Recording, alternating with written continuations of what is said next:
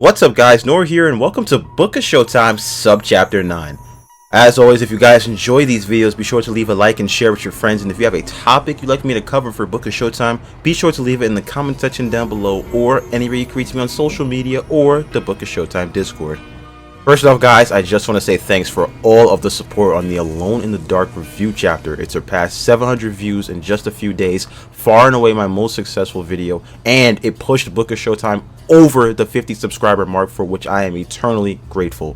Also, just want to quickly remind everybody that once the Discord server gets to 30 members, I'll be doing a giveaway, so please be sure to invite your friends if you can and click the link down below to join. Be sure to stay tuned to the end of this chapter as there's a tiny update, nothing major. And speaking of the Alone in the Dark review, Mr. Sinjin Smith left this comment. Despite its glaring flaws, I still see Alone in the Dark 2024 as a successful and much needed revival to this badly mismanaged series of 30 plus years. This new game is already cult status material with solid gameplay, engaging story, characters, and creepy atmosphere. It will gain an audience in due time and will be an ideal entry point for newcomers to the series, something the series has long lacked. The 1992 original is too old for most gamers to get into. New Nightmare is an underrated classic, but is also too old for most new gamers to get into, and the 2008 game is a jumbled mess of mixed styles and ideas, much worse than Resident Evil 6. This was an interesting comment as I never played any Alone in the Dark games, and I did not have the scope of a player who was returning to the series. Alone in the Dark has been dormant for a long time, and even when it wasn't, the more recent games were critically panned for a laundry list of reasons, though I would still like to play the 2008 installment someday. But maybe this new reboot will create some renewed interest in the series as a whole, and that could be enough to justify possibly a sequel or even just a big content patch for the game in a few months. In Chapter 52, we went over the biggest disappointments of 2023. There were a few entries that didn't make it, as I wanted to focus primarily on the two biggest issues, which were the Game Awards and Modern Warfare 3. One game that didn't make the cut, Overwatch 2. Now I know this game dropped in 2022, but as a live service game, it really hasn't done much to convince me it was a justified release. The fact that the PvE missions are basically scrapped means the entire premise this game was marketed on, with the sunsetting of Overwatch 1, was all for nothing. Not only is it a massive disappointment, but it's also an example of a company just outright lying and going back on their promises. Another live service disappointment? Fortnite Battle Passes. The best way to describe a majority of the Battle Pass skins released last year is forgettable, with Chapter 4 Season 3's pass being the worst since I've gotten into Fortnite. The pass in the first season was fantastic, but the falloff needs to be studied, as Season 2 left a lot to be desired, and Season 4 was decent, but again, forgettable. A lot of those skins went immediately into the archives without a second thought. I also feel that Ahsoka Tano's skin could have been done better. Also, does it bother anyone else that when a collaboration comes to Fortnite, the main character is in the Battle Pass and can't be obtained ever again? Like, it's baffling that Attack on Titan stuff will come to the shop periodically, yet you can't get Eren Yeager. I'm not even an Attack on Titan fan, and that doesn't sit right with me. And finally, here goes an actual game, guys. Trepang Squared. Is it Trepang Squared or Trepang 2? Who knows? This was a game that I enjoyed the demo for, but sadly, while not an outright bad game, Trepang peaks after around an hour and a half. The game gets extremely repetitive, and while the gunplay and gore are solid, Trepang is sadly just void of character, with no real plot and no memorable moments or characters. I found my brain going to sleep at times because the game was just not engrossing in later levels. I tried to tough it out, but even I have my limits. If you can snag it for really cheap, then go for it, but set your expectations low. So a while back I expressed interest in doing a tier maker video, and Vinny suggested consoles, so I made this console tier list. Now this is only 5th gen and on, as that's when I really started gaming. You know, we always had games growing up, but this is when I started getting like my own console. So no Nintendo Entertainment System, no Master System, no old systems will be here. Which I guess you could argue now that GameCube and all that stuff are old systems too. Oh man. Now I do have some criteria for this list, similar to my GOAT of WWE debate. The things I'm evaluating these consoles for are library depth and quality, killer apps, technical longevity, OS, features adjusted for era, power adjusted for era, and design. There's also no VR here, as it's still a peripheral at the end of the day, and the machine it runs on is where the real power lies. Now, any questions you have about my tier list, ask me down below or in the Book of Showtime Discord, but the one that might have your eye is the Series X and S being in the C tier.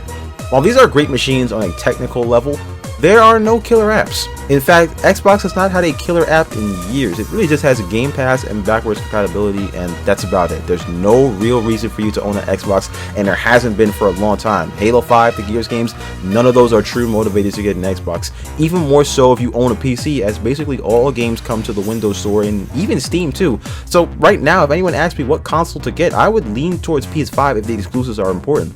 But if it's about saving money and playing a lot of games, then Xbox is where you want to be. That Game Pass is fantastic. So my brother Weaver asks, is Kevin Durant worthy of the GOAT conversation? Kevin Durant has cemented himself as arguably the greatest scoring forward of all time. His size and offensive skill set have led him to tremendous accolades year in and year out. He's been an all-star every year since 2010 to go along with 10 All-NBA selections, 4 scoring titles, and an MVP to cap it all off. He's one of those guys with such a long peak, and you can say he's still in his prime, that we can knock off like the last 5 years of his career and he still gets into the Hall of Fame, even though the NBA Hall of Fame is notoriously easy to get into.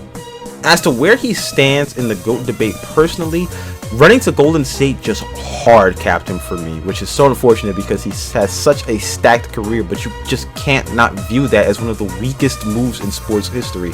He tainted not only his legacy, but the legacies of Steph Curry and LeBron James. Now, let's do a little fantasy revisionist history.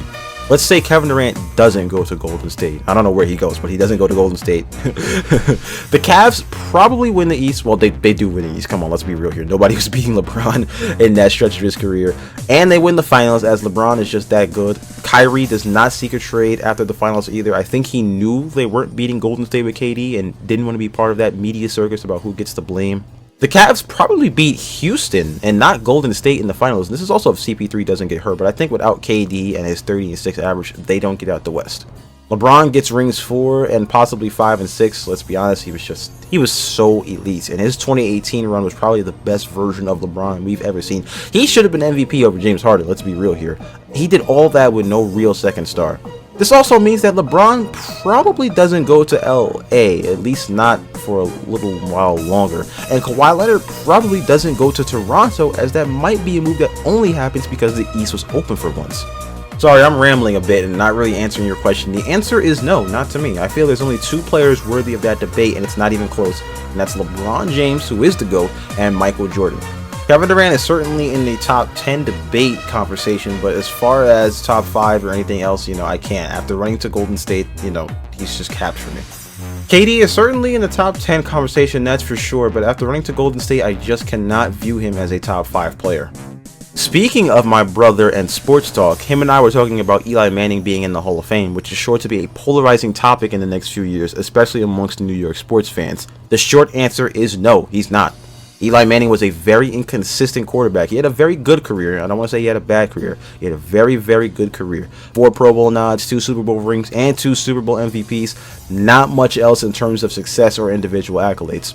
He never, in his entire 15-year career, finished top 10 in MVP voting. That's not elite. He also threw a ton of interceptions, leading the league on 3 separate occasions. Again, not something you'd see from a true Hall of Fame player. In fact, he's never had good touchdown-interception ratios.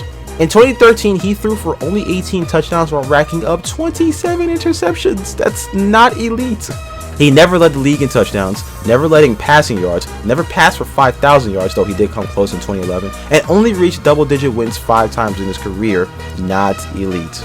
Where I will give Eli his flowers is his durability and longevity. From 2005 to 2018, including the playoffs, he played in every single game -1 in 2017. In fact, if you actually look at his win-loss record for his career, he's 117 even. So judging off that, he's technically mid. As a New Yorker and a Jets fan, I think that beating Tom Brady twice in the Super Bowl should be worthy of something. I don't know what, but he'd get a Hall of Fame vote for me on that merit alone. But when it comes down to it, I seriously doubt he gets any real consideration. In Chapter 58, we debuted a new sub-series called What If and covered Pulp Fiction. But there was one part of the Bonnie situation I forgot to talk about. What if, when Winston Wolfe shows up, he flakes after Vincent asks him to say please? I mean, we all sort of look on everyone's faces when Vincent asked him to say it, so it's like, dude, don't blow this for us. Winston could have just said, alright, smart guy, I show up to bail you out, and this is how you want to act? Handle it on your own. That would have been a wild situation, and I'm pretty interested in myself how that plays out. In Chapter 56, we also debuted a new sub-series called This or That, and we covered NBA players. My oldest brother says Jason Williams versus Kyrie Irving. I didn't include this in the main chapter as we already had a Kyrie entry, but I decided to cover it here today.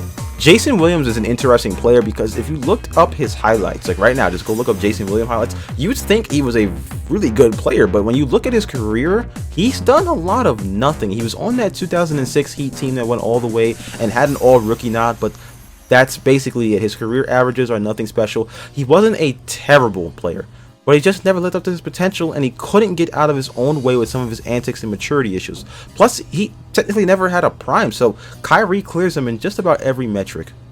In chapter 55, we went over my games of the year every year from 2011 to 2021. Vinny left this comment: another fantastic list, thank you, I have fantastic taste. A lot of games I still need to try one day. Also for me, I feel like the Zelda series is the epitome of non-horror horror games, especially Ocarina of Time, Majora's Mask, and Twilight Princess. It's funny, as when I played Ocarina of Time on stream about 8 years ago, time flies, doesn't it, Vinny? It was Vinny who brought to my attention how eerie the Temple of Time was, and I do have a list of non-horror horror games that I might do something with, and you best believe Ocarina of Time is there just for you, Vinny. In chapter 60, we went over WrestleMania booking decisions that changed. Originally, I was going to include Triple H beating Booker T at WrestleMania 19. This was a part of the draft for the chapter for the longest time. It was actually one of the first matches I put there, but I felt like this was a match that I've seen discussed so many times, and it almost felt redundant to speak about it, if that makes sense, even though we never talked about it before on this channel. We all know how this match was built up. Triple H was being extremely racist, and then he beat Booker T at WrestleMania, waiting 19 seconds after a pedigree to finally cover him. We all hated it then, and we all hate it now. So a while back, Ben gave me this concept for Book of Showtime. Book your own fantasy WrestleMania. There is no limit to the wrestlers you pick, alive or dead, WWE, AEW, whatever their prime version is. To be honest, the reason that I have not put this chapter out, I wanted to put it out this week, but the reason that I never put this chapter out is despite the massive creative freedom, it's actually hard for me to get a card like this together, as I'm trying to make sure there's a story tied to each match, and in some cases it's a stretch. But with WrestleMania tomorrow night, at the time of this upload, I did want to talk about one match in particular I cooked up, and that's Seth Rollins versus Kenny Omega. Now, this is a dream match of many fans, and it's one that has a lot of weight to it. When you look at Seth and Kenny, these two have been, for the better part of a decade, consensus top 10 wrestlers. While Seth's durability might set him back in some people's eyes, when he's out there, he's consistently one of the best wrestlers in WWE in every metric. As for Kenny Omega, I can say the same thing, though I'm not going to sit here and pretend that I follow Kenny's career closely, but I've always been a fan of his in passing. I love how much fun he has wrestling, and all his moves being video game references. He's awesome. What ties Kenny and Seth together to me are how their careers played out. Seth is the flag bearer for WWE. He's the ultimate company man. We've seen how much he's defended WWE over the past few years. And Kenny Omega is the flag bearer for not just AEW, but almost all of professional wrestling outside of WWE. He is the prime example of not needing WWE. He's the poster child for just kind of being your own wrestler. And he essentially turned that into his own company. In fact, we can say he's one of the greatest to never wrestle for WWE. And barring something insane happening, it'll probably stay that way. Another reason that I would have this match on my card is there's a bit of real heat, as Kenny Omega would actually lampoon the leaking of Seth Rollins' nude images in 2015 on an episode of Being an Elite after Seth Rollins used one of Kenny's moves on Raw. Now, I don't see anything about Seth responding to or addressing that, as I can't imagine he'd see the humor in that. So this match, it would have to be the Night 2 main event of my fantasy card. Alright guys, thank you so much for watching this video, and here's that little update I teased at the beginning. I will be taking a hiatus from Book of Showtime. Don't worry, nothing's wrong. This is just a scheduled break to rest up, recharge. But I'll still be having community sessions and streams in the Discord server, so make sure to join. I'll also still be taking suggestions, so don't hesitate to drop them wherever you could find me. I don't have a planned date to return, but I am looking at the second week of May as a window to return. Again, just stay tuned to the server. And also, thanks guys for your patience in advance. Inshallah, I will see you in the next chapter.